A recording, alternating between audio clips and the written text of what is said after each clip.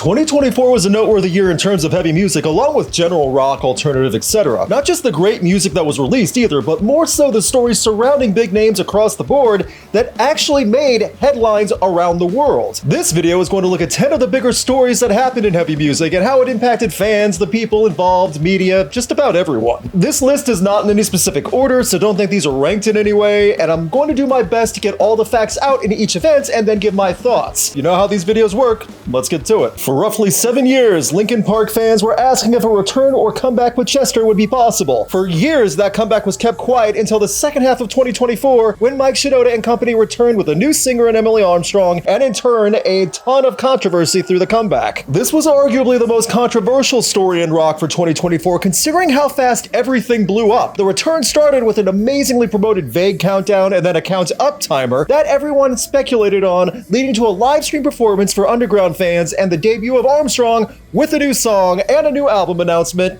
Good so far. In under 12 hours, the internet did its thing and discovered the dark connections Armstrong has, or at least previously had, to the Church of Scientology. Cedric Bixler-Zavala and his wife, who were instrumental in putting Danny Masterson away, called out Linkin Park and Armstrong. It was then pointed out that Armstrong showed up to trial in support of Masterson, along with photos of her at past Scientology galas. Not the best news to get for a return, considering they most likely knew what was coming with the backlash, and they just rolled on with the new album release, dominating radio and Billboard, and announcing a massive 2025 tour. I'm only hinting at the highlights, but I've made 2 videos about it all, links in the comments. It's the end of 2024, and it still feels weird to say Linkin Park is back. Any band that lasts for decades usually has a few road bumps along the way. Jane's Addiction had been around since the 80s, so it's not like they haven't seen everything tumultuous a band can handle, so that's why it sucks that after an onstage incident with a belligerent Perry Farrell, that Jane's Addiction appears to be done. It was recorded and shared out by many concert attendees as soon as it happened. What started as a normal performance had Farrell get angrier as the show went on, until he stopped singing, went over to an understandably confused Dave Navarro, pushed Navarro, and took a drunk swing at the guy. And it's all downhill from there. It took another band member and security to restrain him and get him backstage. Navarro apologized to the crowd. It was later revealed then that Farrell had been drinking before almost every show, and that this time he was upset that the guitar mix was louder than the vocal mix live. Sure, that seems like a good reason to get in a fist fight with a guitarist for in front of thousands of paying fans. Navarro shared out a goodbye post. Farrell said he was going to some type of rehab or therapy, and Jane's Addiction goes out not with a bang, but with an ugly groan. As a concert photographer, I never got to shoot Jane's Addiction, and I'm pretty sure I missed my chance after all this breaking down.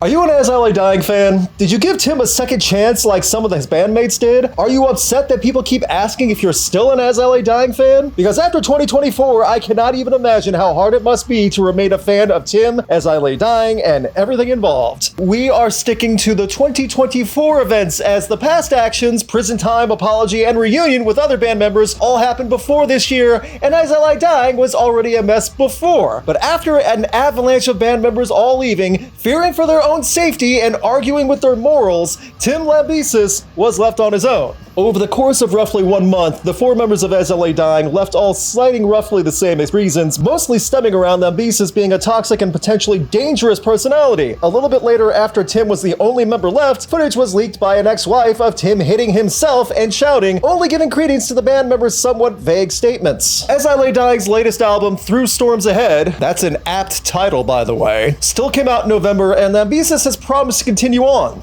So here's hoping he can find new band members ASAP. I mean, he's going past 20 members at this point. As I Lay Dying fans really must love the music to put up with all this. You know, it's normally a full celebration when someone announces a new member of the family. Even better when it's someone most people in the rock world enjoy, right? I mean, how could Dave Grohl, Mr. Good Guy Grohl, having another kid be seen as a bad thing, right? There's no way. For one of the most unexpected announcements ever, Dave Grohl took to social media this year with the announcement of a new baby girl and a confession that he had an affair that resulted in the birth of a new daughter out of wedlock. That was not a good guy move from Good Guy Grohl. The statement was posted all over, and it was essentially the last last time we heard from Grohl in 2024, with the expression that he wants to be there for his new child. It's also worth pointing out that a later festival appearance for Foo Fighters was canceled so that Dave could work out family issues on his own and, in his words, regain their trust. I do think we'll see Foo Fighters again live someday, but it might be a while. After a miserable couple years with losing Taylor Hawkins and Grohl losing his mother, he now will be working to find time to spend with his new daughter. Again, we may not see Foo Fighters for a bit, but maybe that's okay considering other priorities are going to need to come first. That's not an excuse for cheating on your wife, though. Rotten thing to do. Not a good guy Grohl moment.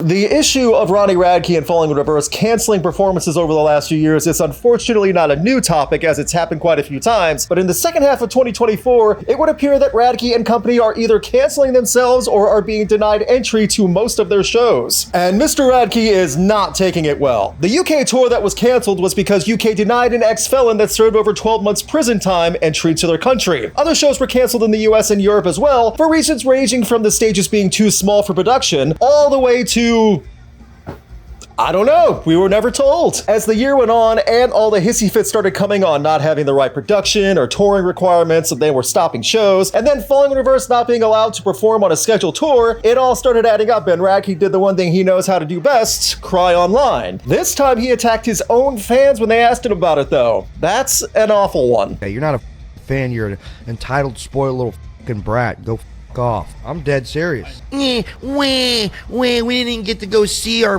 favorite singer perform. You have no idea how this works. You think people just cancel shows to cancel them? Yeah, some people do. You know, some people do that. Who cares? So instead of telling fans why you canceled and being transparent to the people who pay and travel to see you, who ended up losing money on everything to see you, you get mad at them on the incel streaming platform Kick, mock them, and then get upset when they interrupt your gambling online. At what point do Falling in Reverse fans say enough is enough? I'm referring to the US festival scene as festival madness because in 2024, it felt like a tipping point was reached for big name and long-running festivals either wildly underselling, having insane technical and production issues, or flat out canceling for a myriad of reasons. I do not believe the situation will improve quickly either. Going back to the first half of this year, festivals like Boston Calling, Bonnaroo, and the big monster Coachella all announced lineups and all had subpar sales. Whether that was due to festival lineups, massive cost to get there, or just overall burnout from festivals, people did not go to the big shows in droves in the US. I say the US because festivals in other parts of the world appeared to be fairly fine, but big festivals lost a ton of money this year due to mandatory payouts to aging and popular headline names and not getting a return in early ticket purchases. Even DWP festivals that normally do well were papering tickets week of show, like for Sonic Temple, who also saw many people leaving early during the headliners. Fast forward to this past month, and Sick New World, who were intending to host its third year with a $10 million payout to Metallica and Linkin Park, had to cancel the entire show that the promoters only were able to sell 1/3 of the tickets anticipated. That is brutal. I definitely think it's time to replan the festival scene in the US, because if not, next year will look like Boardwalk Fest across the board. I mean, just look at that mess. Especially day one. It looks like one of those awful optical illusions where the longer you look, the worse it gets. Motley Crue, Puddle of Mud, and Trapped on the same day? Just shut down all of Maryland and declare it a nuclear waste zone. Metal getting more attention in the public eye is usually a great thing, and Knocked Loose have had a rocket strapped to their backs the last couple years. Jimmy Kimmel and ABC noticed and wanted to bring the hardcore group along with Poppy to perform Suffocate. What could possibly go wrong? If you are an elderly viewer or overly family value-oriented viewer to an extreme, Knocked Loose have now ushered in the apocalypse. Or at least that was the reaction was for many viewers who complained about Knocked Loose the next day, from the endless screaming and pyro to the angry crowd. All the way to not sending good morals to the viewers. 1. If you were offended by this, you really shouldn't be watching Jimmy Kimmel anyway, who is raunchy and crude all the time. Number 2, what specifically were you offended by? If you don't like the music style and Knocked Loose style, fine, but what about this performance legit had you crying and holding your family while writing an angry Facebook post? I also love how Poppy came on stage and started screaming with Brian Garris, so the wholesome viewers who were already shocked and appalled saw a small woman in a white dress stomp up and start screaming also. You know they were even more confused and angry about that. A few days later, the band and Brian Garris thanked everyone for the praise and attention and told the Jimmy Kimmel audience, "If I scared you, good." That really was the best response to give.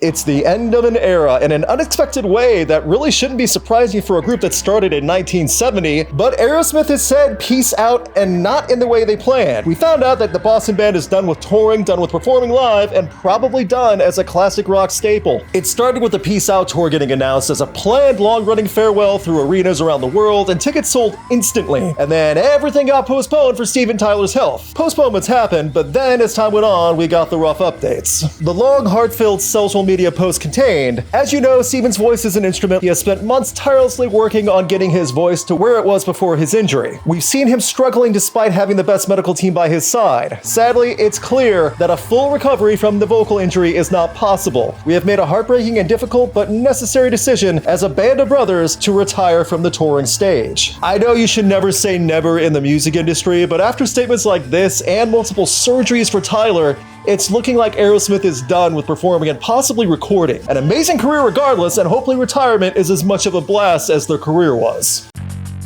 I am not a diehard 3 Days Grace fan, but I know the band has a diehard fan base, both with the former generation of Adam Gontier's 3 Days Grace or the latter with Matt Walst. And in 2024, the rare music equivalent of divorced parents getting back together and exciting their kids happened. After more than a decade away and being a part of Saint Asonia, Adam is rejoining 3 Days Grace while Matt is still a part of the group, and this band will now appear to be a five-piece. This is not just rare, this is a novelty in rock, and from the looks of it, 3 Days Grace fans have reason to be ecstatic. The plan is both singers will be on stage at all times, and both Gontier and Waltz play guitar so they don't just have to stand around hyping up the crowd or having their hands in their pockets. I think that works pretty well, along with having new material that can utilize both singers for the third iteration of 3DG. That's 3DG2X now, which is a mouthful for an abbreviation. The band released a new song to show what they'll be doing going forward. Whether you enjoy it or not, again, this is a unique moment for a band to have, let alone one where everyone in the group is happy and on good terms. Weird how rare that is also.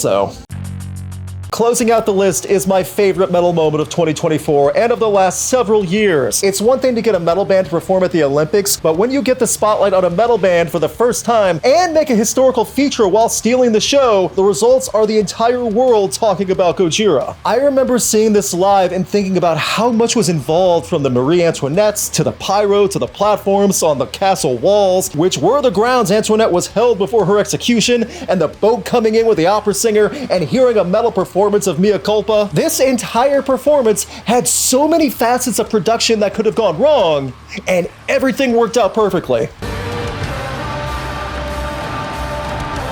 The celebration of Gojira's performance was instant. The other musicians' performance at the Olympics took a back seat after seeing France's own represent French history and French metal in the most epic way possible, all in under 3 minutes. This was not just a great metal performance, but an all-time performance of any musical genre from a live perspective with the world watching. Gojira, along with Marina Viotti and Victor Lemas, sorry for pronunciations, I'm bad at that, made a studio version of Le Les classic and is now nominated for a Best Metal Performance Grammy. The Grammys mostly miss and rarely hits, but I do feel this is the perfect opportunity for the Grammys to nail it with awarding Gojira with the Best Metal Performance when it really was an Olympic victory.